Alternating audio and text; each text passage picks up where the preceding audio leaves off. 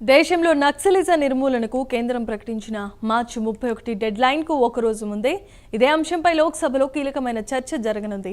దేశాన్ని వామపక్ష తీవ్రవాదం నుంచి విముక్తి చేసే ప్రయత్నాలు అనే అంశంపై జరిగే స్వల్పకాలిక చర్చలో కేంద్రం పూర్తి వివరాలను వెల్లడించబోతోంది. నక్సలిజం అంతానికి చేస్తున్న ప్రయత్నాలు, ఆయా ప్రాంతాల్లో అభివృద్ధి కోసం చేపడుతున్న కార్యక్రమాలను వివరించనుంది.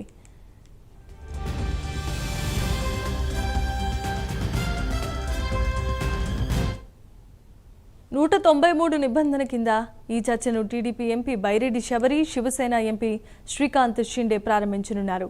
నక్సల్స్ ప్రభావిత ప్రాంతాలపై కేంద్రం తాజాగా జరిపిన సమీక్షలో ఆయా జిల్లాల సంఖ్యను 8 నుంచి 7కి తగ్గించింది. కాగా 2004 నుంచి ఈ ఏడాది మార్చి 26 వరకు 16,496 మంది నక్సల్స్ లొంగిపోయారు. గత 10 ఏళ్లలో 10,000 మంది, గతేడాది అత్యధికంగా 2,337 మంది జనజీవన స్రవంతిలో కలిసిపోయారు.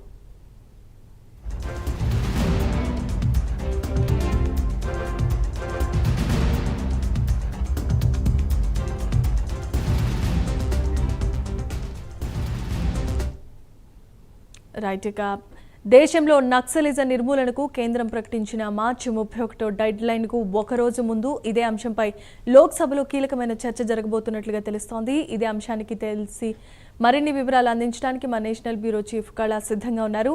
కళా, చెప్పండి. దాదాపు ఏదైతే మావోయిస్ట్ కు సంబంధించినటువంటి మావోయిస్ట్ ఆపరేషన్ 2024 లో ప్రారంభించినటువంటిది మరికొన్ని గంటల్లో ఏదైతే కేంద్ర ప్రభుత్వము ఇచ్చినటువంటి గడువు మరికొన్ని గంటల్లో ముగియనుంది. దీనిపై ఈ రోజు ఒకవైపు పార్లమెంట్ చర్చలు జరగబోతున్నాయి. ఇందులో భాగంగానే కేంద్ర హోంశాఖ మంత్రి పార్లమెంట్ లో ఈ రోజు ప్రత్యేక చర్చకు కూడా అంటే ఏదైతే మావోయిస్ట్ నక్సలిజం పై కూడా గత కొన్ని నెలలుగా ఆపరేషన్ చేస్తున్నటువంటి అటు పోలీసులు అనుకోవచ్చు, కోబ్రాకు సంబంధించినటువంటి సైన్యం అంతా కూడా దాదాపు అంటే ఛత్తీస్గఢ్, అటు తెలంగాణ, మనకు ఆంధ్రప్రదేశ్, మధ్యప్రదేశ్, మహారాష్ట్ర ఈ పలు ప్రాంతాల్లో కూడా సెర్చింగ్ ఆపరేషన్ లో చాలా ఇప్పటి వరకు కూడా మావోయిస్టులు లొంగిపోయినటువంటిది. మరొక వైపు మరికొన్ని గంటల గడువు ముగియనందున ఈ రోజు ప్రత్యేక చర్చకు కూడా ఆహ్వానించడం జరిగింది. దీనిపై అటు ఆంధ్రప్రదేశ్ కి సంబంధించినటువంటి ఎంపీ శబరి కూడా దీనిపై ప్రత్యేక చర్చకు కూడా అవకాశం లభించింది అన్నటువంటిది ఏదైతే లిస్ట్ లో భాగంగా ఈ రోజు ఎంపీ శబరి గారి పేరు కూడా ఉంది. అయితే ముఖ్యంగా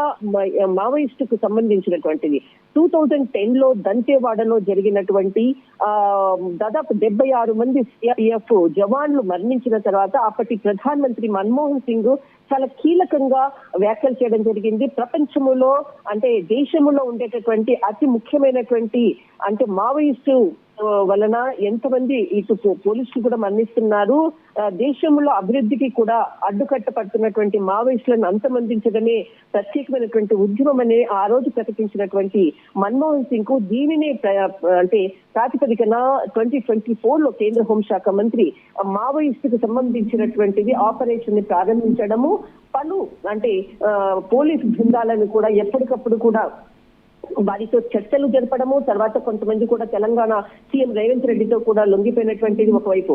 మరొకటి కూడా దాదాపు అంటే కొన్ని గంటలు ముగిసినందున పార్లమెంట్ చర్చ ఈ రోజు ప్రత్యేకమైనటువంటి చర్చ కూడా ఈ రోజు జరగడము. ఇందులో భాగంగానే మరికొంతమంది కూడా దాదాపు 60 నుంచి 70 మంది కూడా మరికొంతమంది ఉన్నారు అన్నటువంటి పూర్తస్తు సమాచారంతో 4 రోజుల క్రితంగా కూడా దాదాపు 4 కోబ్రా యూనిట్స్ కి సంబంధించినటువంటి పోలీస్ బృందాలను ఛత్తీస్గఢ్ ఈ ప్రాంతానికి కూడా తరలించడం జరిగింది. అందులో భాగంగానే నిన్న ఏదైతే 5 లక్షల రివార్డు ఉన్నటువంటి ఒక మావోయిస్టు పోలీసులకు మధ్య జరిగినటువంటి ఏదైతే అంటే ఘటనలో కూడా మావోయిస్టు మరణించినటువంటిది. మరికొంత సేపటి క్రితంగా అటు ఆంధ్రప్రదేశ్ లో కూడా చాలా కీలకంగా ఇటు మావోయిస్టుకు సంబంధించినటువంటి ఒక కీలక నేత ఆయన పలు దాంట్లో కూడా ఆయన పాల్గొన్నటువంటి వ్యక్తి సాంబశివరావు అన్నటువంటి పేరు మాత్రం ఉంది. దీన్ని కొద్దిసేపట్లో అటు పోలీసు కూడా ప్రకటించేటటువంటి అవకాశం ఉంది. ఈ రోజు ఆపరేషన్ మావోయిస్ట్ అన్నది మాత్రము చాలా కీలకమైనటువంటి డెడ్ లైన్.